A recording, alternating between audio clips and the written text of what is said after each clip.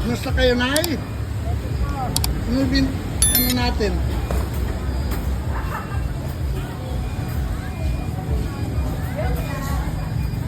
Magkano ng binta nyo? 500?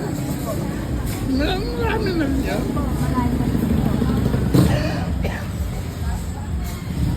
Si tatay, kumusta? Parang may sakit siya. Anong sakit? Pasma po. Ha? Pasma po.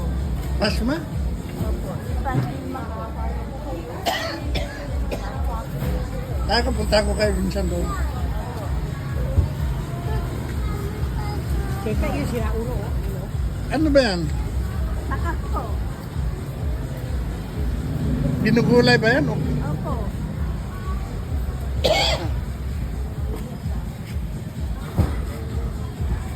Ito yung mga binibinta ni nanay.